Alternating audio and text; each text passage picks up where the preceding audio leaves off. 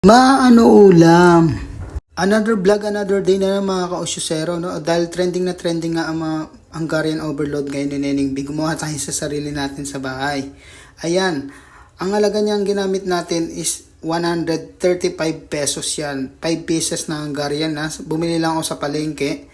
Ayan, prinito ko lang siya sa non-stick frying pan namin. Ayan, bilis na magluto dyan, no? Order na kayo sa Yellow Basket. At yan, nagbatlat din tayo ng patatas para syempre, ganap na ganap ang ating food trip. Ayan, para may side dish tayo mga crispy sa gilid. Ayan, syempre para enjoy na enjoy yung moment natin habang kumakain ng Hungarian overload. Prinito rin din natin yan sa non-stick frying pan natin. Ayan, at syempre balance, syempre kailangan high blood tayo, kailangan may pipino juice lagi tayo. Ayan, grabe oh, ang bilis lang natin mag-iwa dyan. Ako, fresh na fresh yan. Konting asukal lang nilagay natin dyan mga ka-osyosero para at least may pampalasa lang kasi wala tayong honey ngayon, hindi tayo nakabili.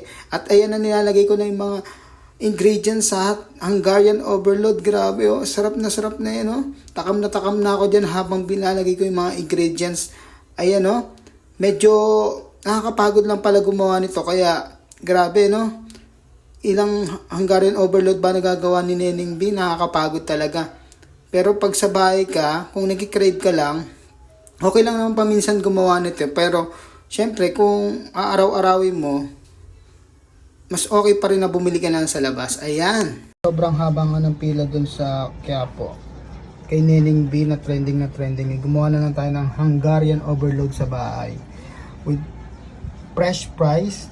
Tapos pipino juice para ganap na ganap. Ayan o. Hungarian overload yan. So tikman na natin.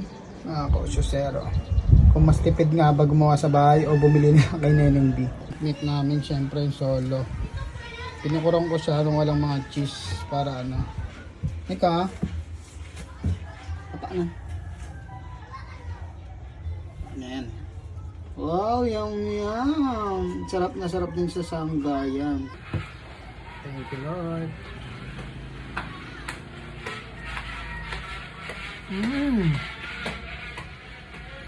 Wow. Magpasawa ka pa sa bahay pag ito gumawa. Pero nakakapagod kaya kung ayaw nyo mapagod, bilhin nyo kaya kanya hindi. There's some things you need to know. Professor? From that moment on, absolutely everything we did was about attacking Mars. The professor would launch a barrage of missiles. You said getting us out of here was impossible, but that you'd do it. Are you going? Yun lang, Osyoso for more.